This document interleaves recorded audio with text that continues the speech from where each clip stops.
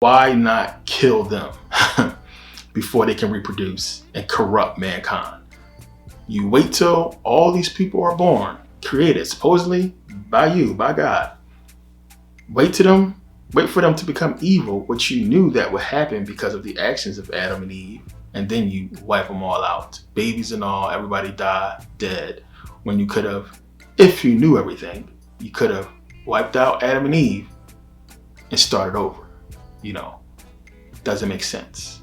Now, one of the biggest things you got to remember when it comes to the Bible that Christians completely forget all the time. One, this is a book. Just that simple. This is a book. This is a book that somebody wrote. Period. This is not from God. There's no way to ever prove that. It's a book. Period. Just a book. This is something anybody can create. This book. You got to remember that. So in remembering that, you also have to look in the Bible and remember that everything that's being said is an account of someone else. It is never God saying anything. It is never Jesus saying anything. It's what somebody said that they said. When you go into Genesis, it says, and then God, and then God, and then God created this, and God created that, and then. It constantly says that. You look throughout the Bible, a lot of times when it's speaking that God said something, it says, and God said. Even when you look at Ezekiel, 12:25, it says, for I, the Lord, will speak. Remember, this is what Ezekiel wrote. That Ezekiel said that God said. It's not God actually saying anything or doing anything. It's an account of these supposed prophets that said this is what happened, and there's no way to prove it. Now, that being said, you have to go back and look, which is, when you don't read it, the Bible, you're not going to know this stuff if you don't read the book. Go back and look. Even though these are accounts of what people said, I still want you to go and look in the Bible where God says himself, or where somebody says that God said, where it's in red, God saying, I am all powerful. I know all. I know everything. And even if you were to find that, you still have to remember, which you won't, that it's still written from somebody else. So never does God say, I know all. I know everything. So when you look at that and you look at the actions via God not knowing the serpent is in the garden, God not knowing what Adam and Eve was going to do, God not knowing that the people was going to turn evil and he would have to wipe them all out. Whenever you look, it's talking about God knows this, he's all powerful, he's all seeing, and it's someone saying this. And it confirms the actions of God with the Garden of Eden story, as if he was worried about something. These would be the actions of man. When we look at the attributes of God and everything that happens, he has human emotions, jealousy, he knows evil. He's, vengeful and crazy. So you got to look at this to understand what it's talking about is in fact a man, men. And you need to look at that and understand that the book is not to be taken literal. So when you couple that with actual history, as I point out in my videos, the whole part about the Hebrews going out and conquering. Remember, they're supposed to be killing these people who worship other gods when there is no Bible in place. There's no organized religion in place. There's no authoritative religion that's saying you're supposed to worship this one God. So how can you judge people who have no clue what you stand for or what you're talking about, or that you created everything that they see? It doesn't make sense. But you have to look at it in concert with actual history, where we can't find no biblical history in actual history. And as I pointed out, the only history that fits with what we see in the Old Testament and the actions of the Hebrews is the Greeks. And all of these Amorites, Jebusites, Girgashites, Perizzites, and all these tribes that was wiped out by the Hebrews, as I said, are African tribes that were wiped out and had their land taken in real life by the conquest of the Greeks during the wars of the Diadochi. Plain and simple. And I pointed out where you can match that up in the Bible, when I talked about Tyre or Tyrus, whatever you want to call it, and Ezekiel's vision of, what he saw with Nebuchadnezzar. Parallel it, clear as day, is talking about the Greeks. Nowhere else in world history does that fit. And the fact that, one, the deuterocanonical books, the Apocrypha, was taken out and then put back in later, tells you they was trying to hide this fact, because it deals with Alexander, and that causeway that was built by them still exists to this day. So real history doesn't match up with biblical history. And it's, again, the reason why the Bible needs your faith and belief is because there is no proof. This is not tough research to do on your own when you look and see that everything we've been told, about God and church and just, mainstream doesn't fit in the Bible or contradicts itself in the Bible. The biggest one, of course, is seeing God, where, in Exodus 33:11, it says that, Moses spoke to God face to face as, a man speaks to his friend. Now, when you speaking to your friend, does your friend appear in a glowy, mystical way where he's not able to be recognized as a human person? No. You speak to your friend, does your friend look like a spirit or something spooky, or a gem or jewel, or all these other weird things that they compare the visual or the, how God's supposed to look in the Bible, when clearly in the Bible, John 1:18 says, no man has ever seen God. That's a direct contradiction when you have, I've seen God face to face. They ate with God. Spoke to God as if he's speaking to, a man speaks to his friend. So you have these direct contradictions, and you have, which is, again, only argued about from people who's defending the Bible that are men. Not by the person who wrote the book, not by God himself, but by people who don't want to accept what's being said in front of their face. That is one of the biggest ones that Christians like, oh, you always go to that one. That's your one. But it's a lot more, as we know. So you have that, and you have the obvious things that we've been taught about God being all powerful and everything like that, that is not backed up in the Bible itself when you see these issues with God being perfect. God is good all the time. What we see clear as day in the Bible, God says, I make good and he makes evil. We see in the Bible, God sends evil spirits on people. So if God's supposed to be good all the time, one, God's telling you, I create evil. So that job, a lot of people thought was only Satan. God sends evil spirits on people. God's supposed to be good all the time. What does he know about this evil? And if he created evil, why? If everybody's supposed to be good. What is the point of all that?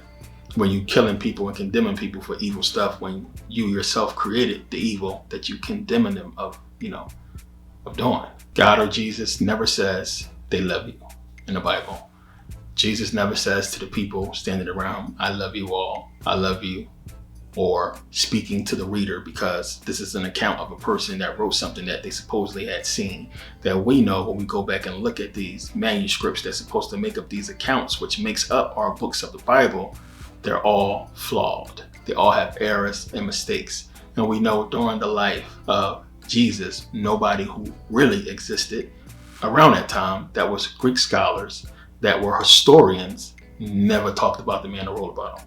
So we don't get people writing about him until much later, decades later. So we can't go off of, in common sense, something that someone said about something so important when absolutely no proof backs it up, and it's absolutely absurd. It doesn't make sense. So this is what's taking place with religion and what people are choosing to believe. And again, people who think this is a prophetic book, that there's prophecy in it. Again, understand who is making this stuff come true and what this stuff entails, as far as it's dealing with governments, where the Bible says to love your government and pray for them and so on and so forth. And it's still, again, the King James Version that is different from those manuscripts I'm talking about that have errors and mistakes and problems with them. So King James Version is the one we was taught, during slavery. And as I said to you guys, as you guys know, you can see the Masonic layout of Washington, D.C. This is government. King James was a Mason. It's a reason why this book exists.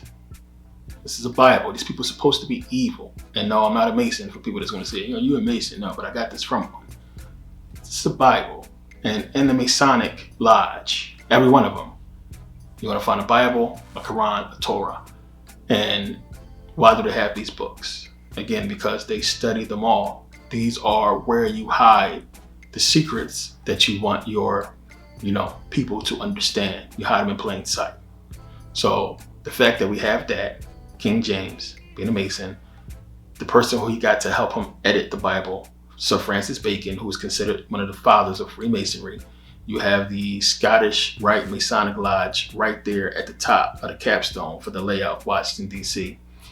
You have the back of the dollar spells out Mason when you put the star over it, and so much more showing you what this is.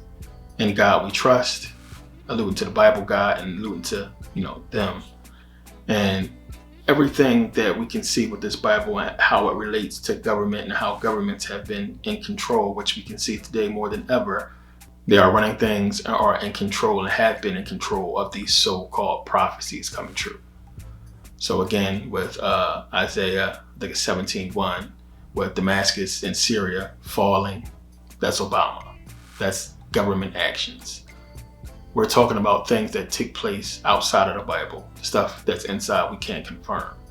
But these so-called events and things, changing that the Bible's talking about, this is going to be this way, this is going to be that way. These are the actions of governments. It's not prophecy coming true. It's people who have an agenda that, they go by these books, and they're basically hatching out a plan that was laid out. The problem is how it's hard for people to understand and comprehend this is because the books was written so long ago. So that's something you need to think about deeper, which I get into in other videos. But the books was written so long ago, and you would ask yourself, how could these people still be around to complete an agenda written hundreds of years ago, even thousands of years ago? They don't make sense. Therefore, that level of comprehension never enters people's mind for them to think like that, because they don't do the research to understand what this stuff is all stemming from. So it's a lot, and I have a lot of videos. There's a lot that need to be understood and learned to really get into this. But the biggest thing that you deny is yourself when you try to understand something that you haven't got all the information about. When you destroy relationships between family members and friends because you act like you follow something that you really don't live by. You really don't follow.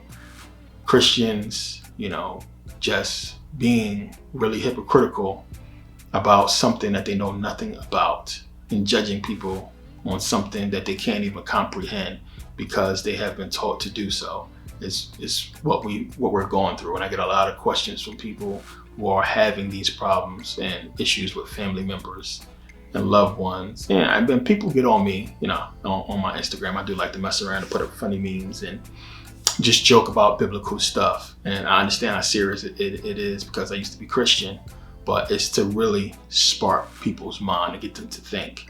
So no matter how much it may seem like you're talking to somebody, talking to a wall, some people you got to just walk away from. But for the most part, if you have the knowledge and understanding, it's worth saying what you got to say, because it's going to resonate. It's going to sit in their brain and they're going to think about it. And I've taken so many people out of Christianity and just religion, period. So many thank you emails and stuff I get from people all the time, all over the world, who get it. And it's about having that right mindset and that comprehension and consciousness, that understanding, that accepting common sense to do so.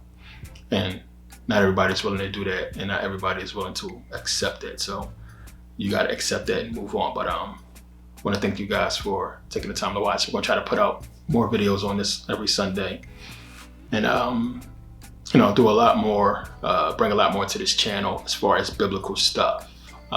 Esoterically, I gotta do it the way I've been doing it with the DVDs and everything, the digital downloads, because I just can't put out everything here. And this video might even get flagged because it's kind of sort of talking against Christianity, but we'll see. But again, thank you guys for taking the time to watch. Make sure you get Digital Self. See this video, it's very important. Android users, you could download Merkabah Academy app.